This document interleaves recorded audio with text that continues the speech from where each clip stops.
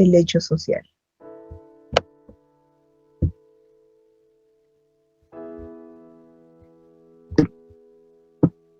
El hecho social de Emilio Durkheim. Bien. El hecho social. Entonces, ahora vamos a hablar del hecho social que también fue acuñado por Emilio Durkheim. Y ya les había dicho que él es un sociólogo, ¿no? Francés, dicho sea de paso. Y nos dice que el concepto de hecho social es un concepto que se utiliza no solamente en la sociología, sino también en la antropología. Y que Emilio Durkheim lo había estudiado en su libro de las reglas del método sociológico. Les voy a proporcionar ese libro en PDF para que ustedes lo puedan leer y posteriormente vamos a trabajar en función. ¿Ya? Refiere a todo comportamiento o idea presente en un grupo social, ¿no? Entonces, vamos a hablar del hecho social como un suceso, ¿ya? Que se va a dar o va a acontecer en un determinado grupo social.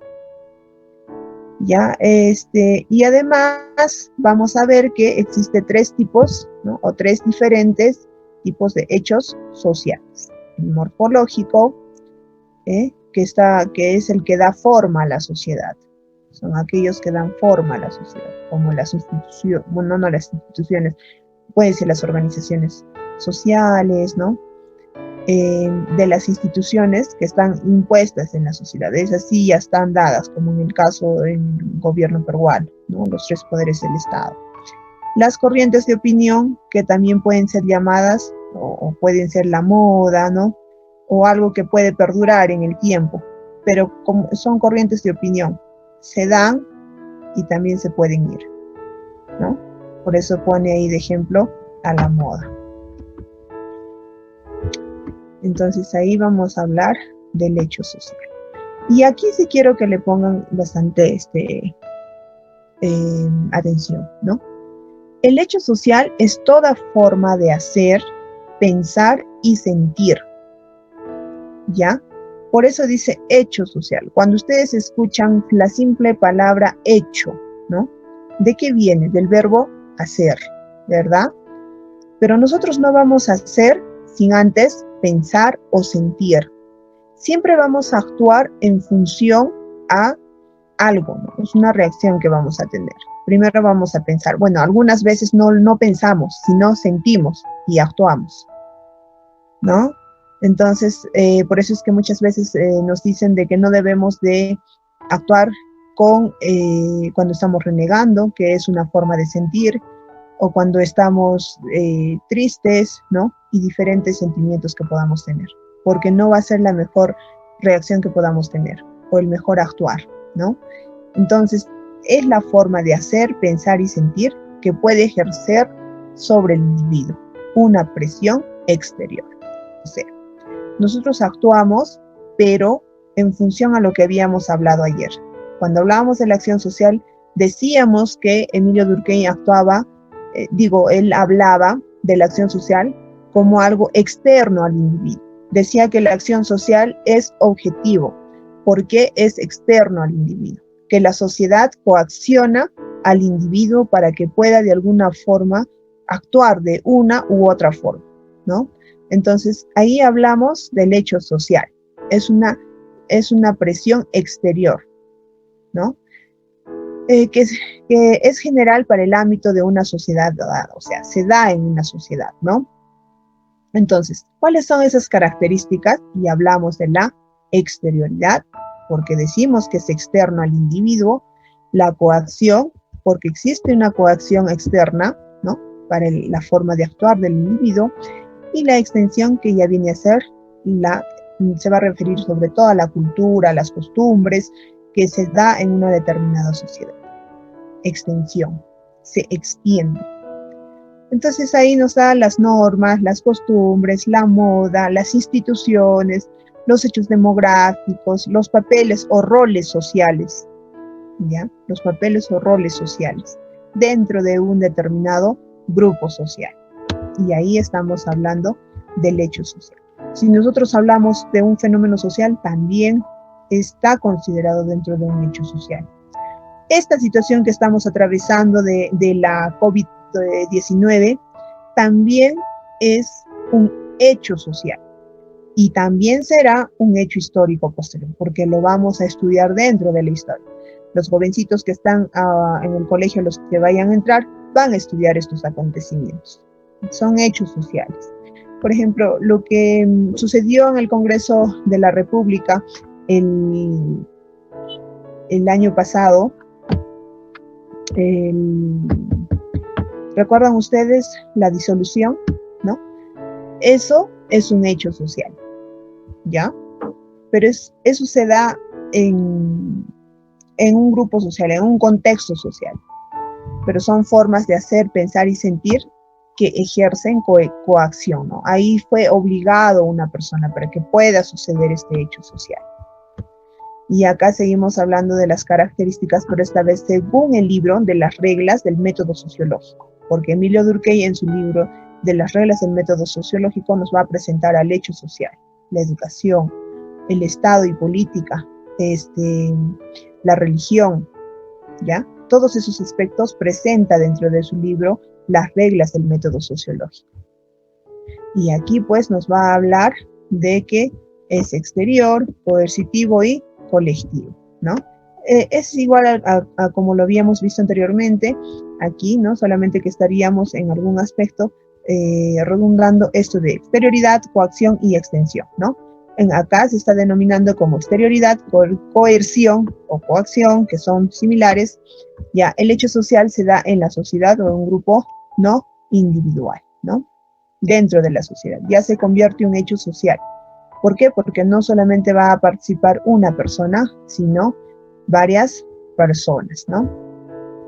Ahí vamos a ver con la participación de varias personas. ¿Un determinado conflicto social será considerado como un hecho social? Pregunta. Como les decía, ¿no? Un conflicto social viene a ser un hecho social. ¿Por qué? Porque participan varias personas, se unen en un grupo social y que comparten las mismas normas, costumbres y algunos ideales, ¿no? Ellos están considerados, y el suceso en sí, lo que está sucediendo en ese momento, lo que se está realizando, que es el conflicto social. Antiminero, por ejemplo, Andahuaylazo, no, ese no es antiminero.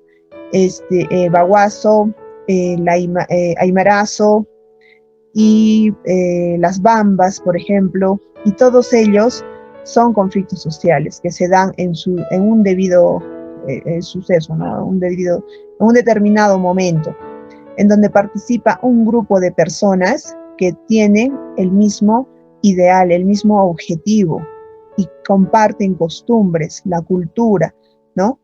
Ellos ese suceso está considerado como un hecho social, que además ejerce coacción sobre el individuo. ¿Por qué? Tú no te das cuenta, pero sin embargo, tu contexto está influyendo en ti, te está coaccionando. Al simplemente escuchar que ya no vas a tener agua limpia, tus tierras se van a deteriorar, el ganado va a morir, los cultivos igual, o sea, etcétera, etcétera, etcétera. Están ejerciendo coacción sobre ti porque tú vas a tener una reacción. Por eso dice que es el modo de hacer, de actuar, de pensar. Y vas a iniciar un análisis, ¿no? Vas a pensar respecto a cómo debes de actuar. Y ahí también hablamos de la acción social, ¿no? Entonces, te reúnes con tus similares, ¿no? Dentro de la sociedad y estableces este grupo social que van a compartir el mismo objetivo, que es Minano. Entonces, ahí se está ejerciendo una coacción sobre ti, por la información que te están dando, por los principios, valores y objetivos que compartes y costumbres con esa sociedad. Y ahí decimos que es externo, ¿a quién? Al individuo. Estamos hablando del individuo. Emilio Durkheim siempre va a hablar de lo externo al individuo, cómo la sociedad influye en el individuo. Por eso es que cuando habla de acción social, él sostiene esto, ¿no? Mientras que Max Weber dice que es interno o subjetivo, ¿no? Y la coerción viene ahí, ¿no? El individuo se comporta conforme a las normas y reglas de la sociedad. En ese momento, cuando se está dando este hecho social, del conflicto social, las normas y reglas de la sociedad pues van a variar, no van a ser las mismas, las que normalmente se han ido cumpliendo, ¿no? Por ejemplo, en el Aymarazo hubo de que aquellas personas que no participaban hasta las sacaron con látigo de sus casas para que puedan participar.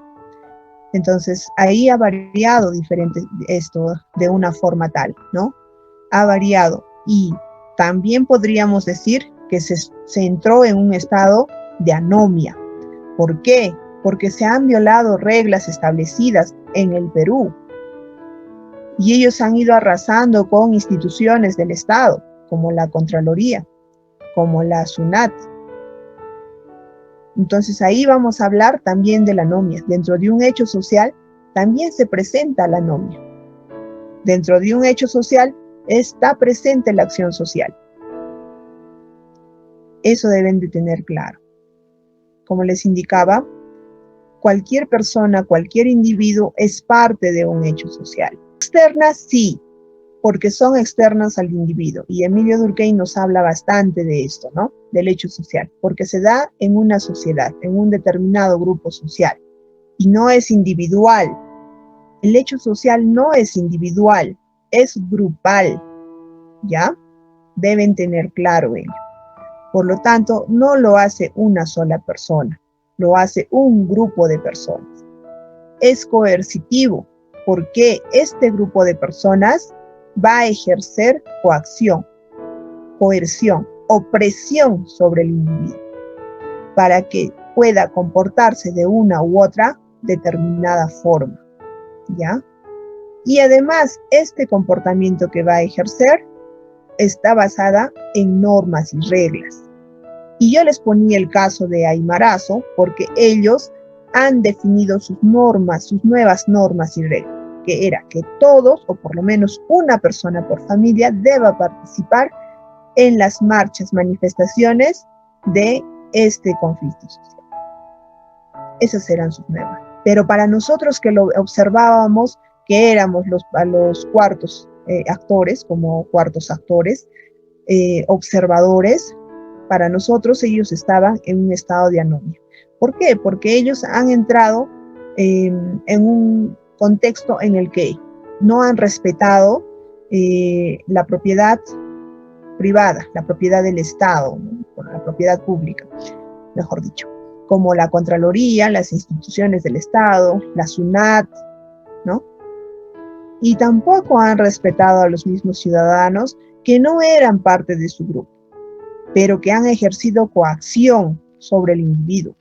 Las personas que vivían en Puno no podían dar o vertir opinión respecto a estas manifestaciones porque eran detenidas y eran azotadas.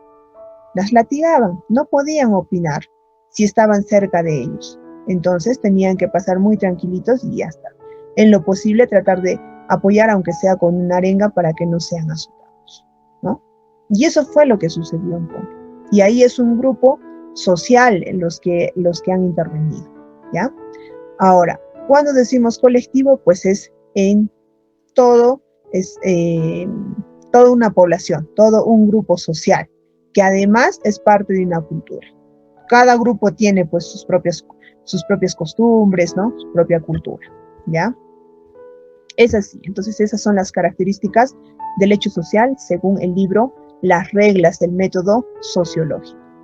Sobre los hechos sociales, acá nos decían en sus características que es exteriores, ¿no? Es un hecho que se da en una sociedad, no solamente se puede dar, ¿no? Con los que es en una situación, ¿no? En un sector, en varios sectores se puede dar.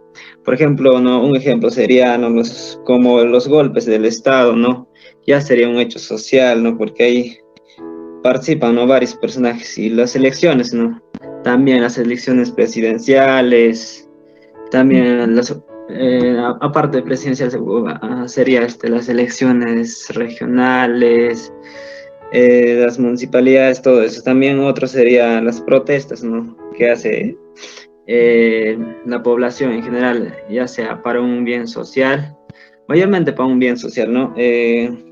También serían las guerras, ¿no? Que hoy en día casi no se da, ¿no? Antiguamente se ha dado, ¿no? Y también sería las, las crisis económicas, ¿no? O el terrorismo también se podría decir. Pero hoy en día creo que esos ya no pasan tanto. Eso sería mi opinión, porque yo diría que, porque es un hecho, como dice acá, ¿no? O sea, que se da en una sociedad, en un grupo social, ¿no? Ujú, Siempre tienen que actuar, tienen que estar varios personajes ahí, ¿no? Y ya sería un hecho social, ¿no? ujú. Eso sería mi opinión. Las guerras no solamente son ya consideradas como hechos sociales, sino también hechos históricos, porque pasan a la historia. Y Ah, ahí claro. hablamos de hechos históricos también. Ujú. Pero sí son hechos sociales. Te pones a analizar, creo que los hechos sociales surgen a través de su propia ideología, como veríamos el terrorismo, que vendría a ser, creo, un claro ejemplo, donde varias personas o una comunidad de personas tenían una ideología donde querían ellos tomar el poder a la fuerza para cambiar el gobierno que se estaba dando.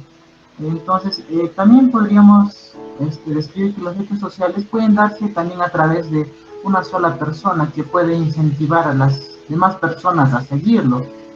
Yo pienso que los hechos sociales se dan también a partir de una protesta, que vendría a protestar, digamos, contra el Estado, ya que ellos están cumpliendo mal, o una protesta contra la corrupción, una protesta contra la defensa de algo. Entonces, para mí eso vendría a ser un hecho social. Ujú. Todo ello es considerado como un hecho social, ¿no? Cuando ya son más grandes son hechos históricos o fenómenos sociales, ¿no? Por ejemplo, ahora lo que estamos atravesando también es un fenómeno social, ¿ya? Un fenómeno social. Y en caso de las pandillas, ¿también es un hecho social o no? No, Hay pandillas, digamos, que se dedican a robar tal vez y esos no están. no, no como un hecho social porque es un pequeño grupo de personas, ¿ya? Ahora, si hablamos de las bandas criminales, y, por ejemplo, podríamos hablar, como decía tu compañero, como delincuentes, podríamos tratarlos a los terroristas, por ejemplo, ¿no? Pero no delincuentes comunes, porque eso ha sido distinto. Ahí sí hablamos de un hecho social, porque además ha involucrado no solamente a personas, ¿no? Porque ahí las pandillas solamente involucran algunas personas, o sea, sus víctimas son personas, algunas personas, no son varias personas. No es un grupo social que va a estar siendo involucrada. Por ejemplo, en un conflicto social les hablaba de los actores primarios, secundarios, terciarios y hasta cuartos, actores cuartos, ¿no? Y ahí involucra pues a toda una sociedad. En cambio, estas pandillas son pequeñas, ¿no? Y ahí no podemos hablar de un hecho social. Cuando hablamos de social son grupos grandes, no son grupos pequeños. Siempre van a ser grupos grandes. Si las pandillas están compuestas a lo mucho, pues por 20 personas, a lo mucho, ¿no? Hasta 30 creo. Podría ser, pero no es considerado como un hecho social. O sea, son pandillas, Pequeños son grupos. organizaciones criminales, eso sí, pero la acción que ellos toman podría ser como la delincuencia o la inseguridad ciudadana. A eso sí, de repente sí se podría considerar como un hecho social, la inseguridad ciudadana, porque ya no involucra solamente a una, dos o a esta pandillita, sino va a involucrar a todos los delincuentes a nivel nacional que existen y que están ejerciendo, bueno, están amenazando el orden público y la seguridad ciudadana. Ya, eso es muy diferente. Y el golpe de Estado, eso sí es considerado como un hecho social. Sí, porque atañe a toda la sociedad, a todo el Perú, nos involucra a todo. Es un golpe fuerte que no solamente va a involucrar la economía de nuestro país, al desarrollo social, involucra pues absolutamente a todo, ¿no? Y es algo grande. Por eso sí. Una pregunta, el corriente de opinión, por ejemplo, dentro de una ciudad, digamos, hay un comentario y alguien que no cumple con el ley o mandato, sería mal visto entonces, y eso sería un hecho social. Por No, ejemplo, alguien que incumple, no, porque pero eso es individual, porque en todo caso todos, como les decía, los hechos sociales son grupales que involucran a toda o a un grupo social grande, no a 5 o 10 personas o a una persona, ¿no? Y que va a involucrar y que esto va a afectar además a otras 5 personas, ¿no? Porque si no tendríamos 1 millón de hechos sociales, ¿no? Dentro del Poder Judicial, aquellos que están siendo denunciados por difamación de honor, por ejemplo, porque han incumplido con la ley y han difamado a una persona. Entonces, no, ahí no vas a encontrar un hecho social, a una opinión, a una simple opinión, ¿no? Que está incurriendo en delito. Y además ya, depende del delito. ¿Sí? gracias, no, gracias. Y acá hablamos de las reglas del método sociológico. Y también lo vamos a profundizar, ¿ya? Porque son 4 reglas del método sociológico. ¿Y por qué estamos hablando de las reglas del método sociológico? Pues porque en este libro, Emilio Durkheim va a desarrollar los hechos sociales. ¿Y cómo es que este sociólogo habla del hecho social? Ser analizados o estudiados como si fueran cosas. ¿Por qué? Es como cuando tú de repente quieres estudiar las características de un celular, ¿no? Es un objeto. Este celular es un objeto, es una cosa.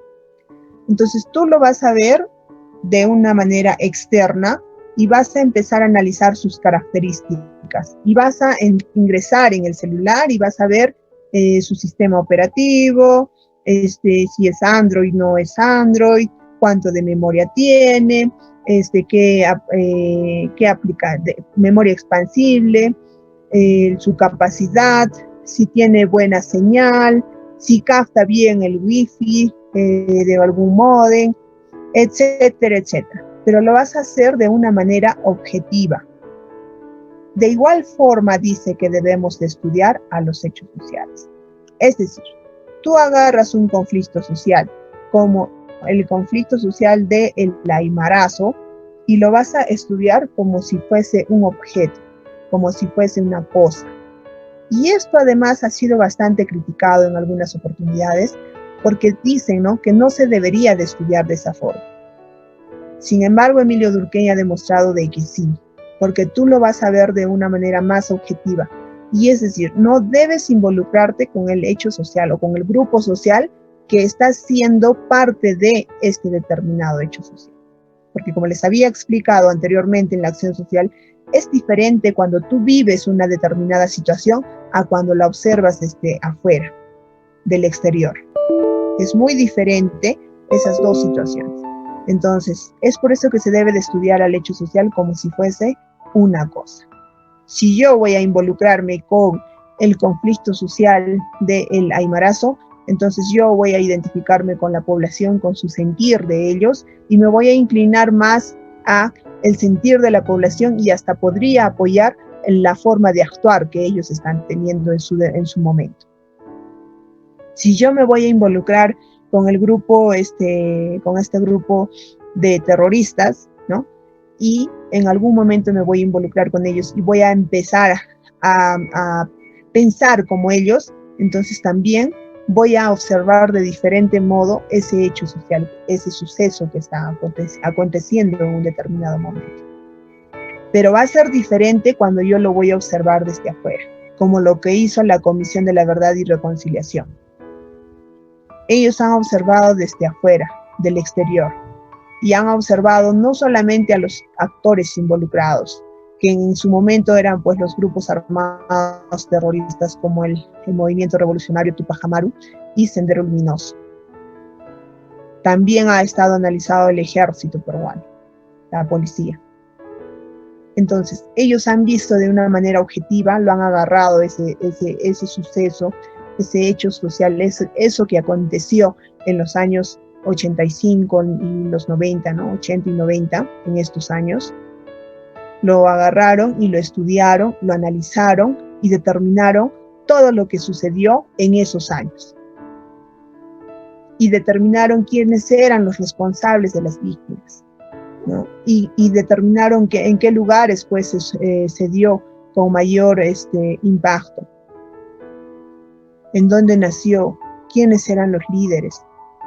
Y todo esto se analiza, ¿no? Todo esto se analiza, iguales en un conflicto social, iguales en un golpe de Estado, dependiendo cómo se dé.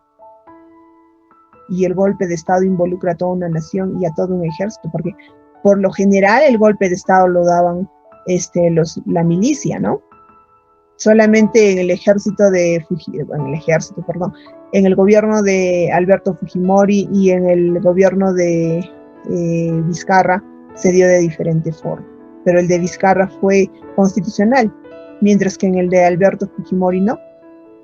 Se eliminó una constitución y se creó otra, acorde a los propios intereses de este gobernador. Pero eso no deja de ser un hecho social, porque no involucra a un pequeño grupo, sino a un gran grupo, a un grupo grande, que además involucra a toda nuestra nación, al Perú. Entonces, es por eso que se debe de estudiar los hechos sociales o analizarlos como si fueran cosas, ¿no? Y se descarta, dice, todas las nociones previas a él. Y se estudia solo lo que está aconteciendo en su momento, lo que está sucediendo en ese momento. ¿Por qué se está dando ese hecho social? En un conflicto social es importante identificar el problema del conflicto social, no porque se está dando el conflicto, ¿no? O sea, en ese momento no estudias el conflicto social, no estudias las marchas, las protestas, la movilización, estudias el problema de ese conflicto social. ¿Por qué se está dando este conflicto social? O sea, estudias la causa, no el efecto. Entonces ahí vas a definir el fenómeno o este hecho social por sus características, ¿no? Por sus características exteriores además. ¿Qué es lo que ha influido para que estas personas puedan o actúen de esa forma? Por eso es que identificas el problema de este conflicto social. Entonces ahí vas a definir el fenómeno por sus características externas. ¿Y cuáles son en un conflicto ambiental, por ejemplo, ¿no? Socioambiental? La contaminación es externa a ellos, ¿no? Y todo lo que va a ser considerado externo a ellos, todo lo que ha generado este problema es pues externo a ellos, es externo al conflicto social. Y se debe de considerar aislado de sus manifestaciones individuales. O sea, no siempre no se debe de tener en consideración las manifestaciones propias del individuo, porque ahí estaríamos cayendo en lo subjetivo o interior, que eso sí lo estudia Max Weber y no Emilio Durkheim. Y aquí hablamos de la segunda regla del método sociológico, ¿no? Lo necesario de desechar todas las ideas preconcebidas, utilizando solo aquellos criterios y conceptos construidos científicamente. O sea, como acá decía, descartar todas las nociones previas. Y estamos hablando de la segunda regla del método sociológico, ¿no? Y se debe hacer uso de los conceptos construidos científicamente. Entonces nos dice que Emilio Durkheim dice, todo conocimiento que poseemos y que se nos revela a través de los hechos sociales obedece a una prenoción que carece de verdad, que no posee constatación empírica, ¿no? ¿Por qué dice él de que carece de verdad? La realidad, si se dan cuenta, el contexto, la coyuntura, muchas veces carece de verdad, ¿no? Se puede dar en un determinado momento, pero puede cambiar en el siguiente. Entonces nos vemos en una situación en la que de repente no va a haber, no somos pues dueños de la verdad, porque ha cambiado la situación, el contexto. Por eso es que nos habla de una segunda regla del método sociológico, ¿no? Y que deben ser conceptos construidos científicamente. La sociología es una ciencia, ¿no? Y por eso es que en algún momento ellos estudian, ¿no? Se estudia o se habla de un conocimiento científico-social, pero de una forma inexacta, ¿no? Porque las matemáticas no son ciencias exactas. Todo es exacto ahí, mientras que en la sociedad, la realidad social, no. Tiende a variar, es dinámica, cambia.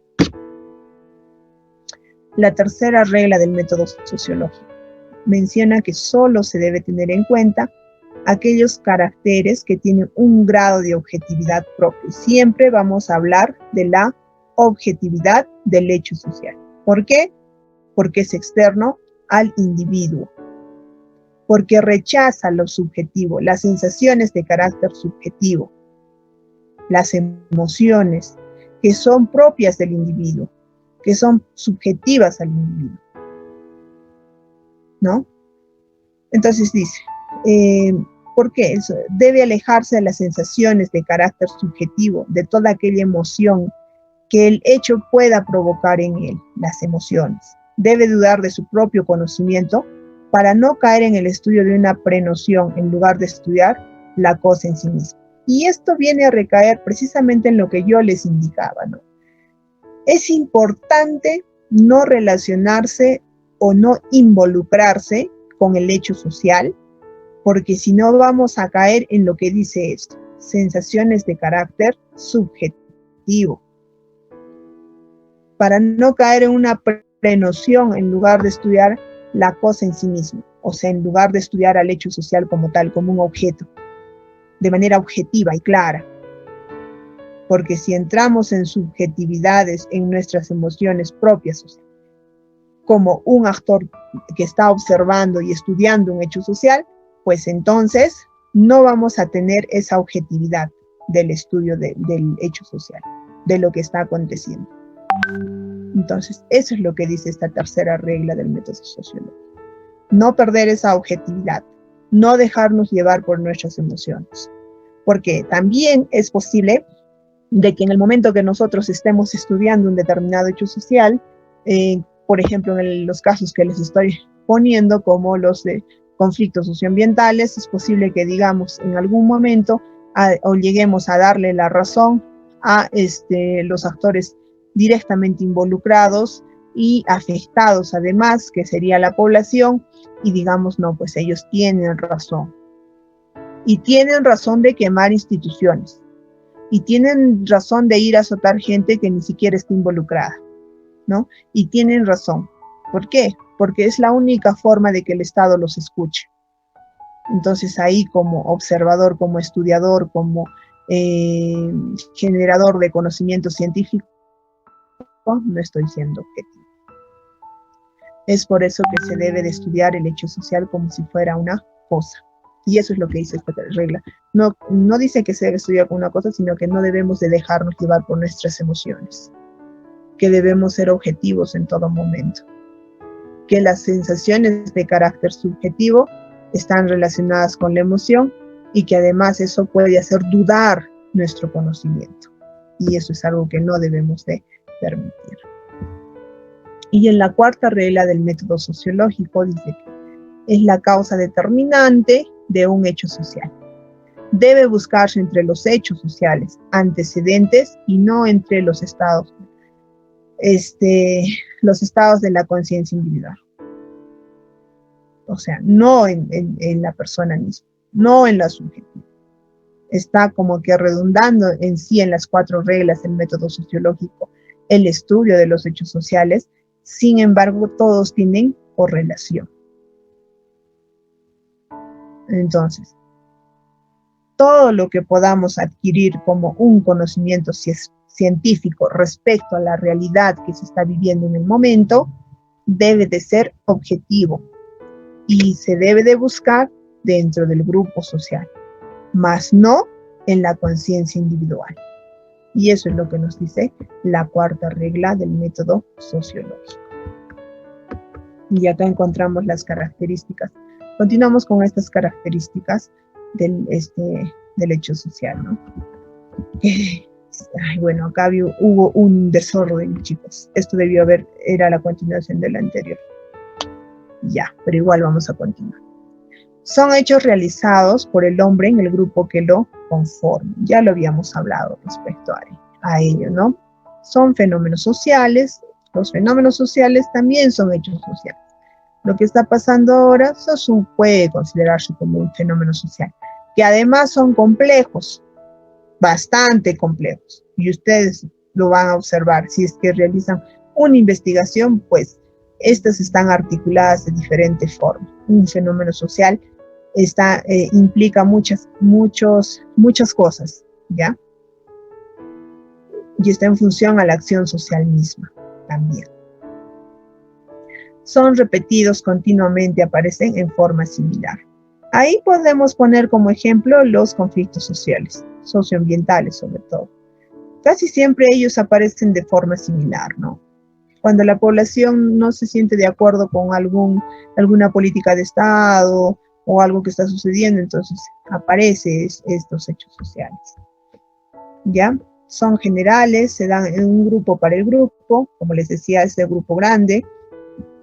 Son coercitivos, ya que pueden ser aplicados por la fuerza, efectivamente, como lo que les decía, participa uno por familia y si no, los agarran a látigos.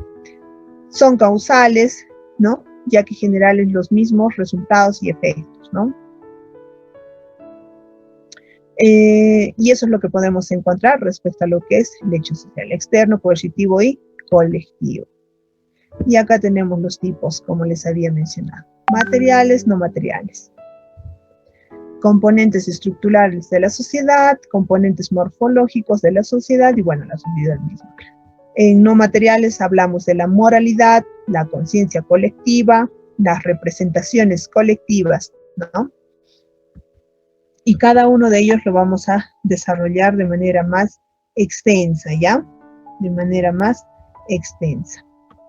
Y aquí hablamos de los componentes morfológicos, que son materiales e importantes con los que el sociólogo comienza su estudio. La distribución de la población, los canales de comunicación. Ustedes cuando hagan su investigación ahora se van a dar cuenta respecto a ello, de estos componentes morfológicos, ¿ya? Porque van a identificar su población y de esta van a sacar una muestra además. Y estructurales, que son una combinación entre lo morfológico y lo inmaterial, que son las instituciones del Estado, ¿no? Y todo ello. Moralidad. Y vamos a hablar de la moralidad. Emilio Durkheim habla del orden moral, la teoría del orden, pero eso también lo vamos a desarrollar de manera individual, ¿ya? Acá solamente es una pincelada respecto a lo que es la moralidad, ¿ya? Es un factor social, ¿no?, que impone una obligación en el individuo. ¿Recuerdan el ejemplo que les ponía respecto a la infidelidad? Y ahí les decía que la sociedad es, pues, aquella que impone un castigo moral, porque es juzgado por la sociedad la persona infiel. ¿Cómo es posible que haya hecho esto? Pobrecita la esposa. Y no solamente están juzgando al esposo, sino también a la esposa, por esta moralidad. ¿Cómo es posible que una niña esté embarazada a los 14 años? Seguramente era una persona que andaba en malos pasos, tenía malas juntas. La moralidad de la sociedad. Y los padres: ¿cómo es posible que me hagas quedar mal? ¿Cómo tú puedes quedar embarazada? Tal vez esta niña fue abusada. Muchas veces hay que saber hasta dónde esta moralidad puede ser positiva y hasta dónde negativa. Porque ocasiona muchas veces que las personas empiecen a prejuzgar y se hacen un juicio de opinión. Y hacen pues que las personas se sientan oprimidas, presionadas, como la sociedad coacciona y coerciona con la moral. ¿Cómo es que esta sociedad hace que las personas puedan actuar en un determinado, bajo un determinado orden moral? principios, valores que la misma sociedad impone, costumbres. Ahora está disminuyendo bastante algunas de ellas, que bueno, considero que no eran las más adecuadas o apropiadas. Por ejemplo, en el caso del machismo, ¿no? Antes, ¿no? Las mujeres tenían que quedarse ya, y sobre todo en la zona rural, ni siquiera estudiaban. No era necesario. ¿Para qué si va a cocinar? El varón sí debía hacerlo. El saludo también, ¿no? Eso sí es positivo, por ejemplo. ¿Y cómo es que si, digamos, ven a un varón agarrando una muñeca, un niñito que esté jugando, de inmediato lo empiezan a prejuzgar y a decir que es gay, y hablando coloquialmente o utilizando otros nombres, otros adjetivos, denigrantes además? Es una falsa moralidad que hace que el individuo pueda actuar de una forma negativa, haciendo que muchas veces personas lleguen a suicidarse. Muchas adolescentes se han suicidado por estar embarazadas, por el temor al que dirá la sociedad, la gente. ¿Qué me van a decir mis padres? Entonces hay que tener mucho cuidado respecto a ello. Por eso es que les decía, muchas veces las reglas, las normas que la sociedad impone son mucho más fuertes que las que están escritas en un código, y no necesariamente son las adecuadas. Y ahí hablamos de la moralidad, y hablamos también de otra moralidad, entre comillas. Otras inmateriales, que son las representaciones colectivas, que también lo vamos a estudiar. Son formas en que la sociedad se refleja a sí misma, representan las creencias, las normas y valores, y todo ello está también dentro de la moralidad, pero son representaciones colectivas, como el pago a la Pachamama, como el hecho de adorar a nuestros santos, ¿no? Los veneramos de tal forma que hacemos hasta paradas. Cuando Domingo de Ramos, Semana Santa, por ejemplo, se sube a los calvarios. Es una costumbre, una tradición de los pueblos. Suben muy temprano a los calvarios y arrancan hierbas porque están bendecidas, ¿no?, por el Señor. Son costumbres. Es una representación colectiva que tiene que ver mucho con la cultura, con las creencias. Me parece que en mayo, por ejemplo, en Juliaca van al río a recoger piedras. Son costumbres, son valores que tienen culturales, ¿no?, que lo practican una determinada sociedad, un grupo social. Eso es lo que pasa en nuestra región, pero en otras regiones es diferente también. Tienen sus propias culturas. Por ejemplo, las alacitas son representaciones colectivas. Nos representan a nosotros como sociedad. A eso se refiere estas representaciones colectivas. Y ahí hablamos también de las corrientes sociales. No pueden reducirse al individuo, nos arrastran ejerciendo un poder coercitivo, las corrientes sociales. O sea, no se refiere solamente a una persona, sino a toda una sociedad que ejerce poder.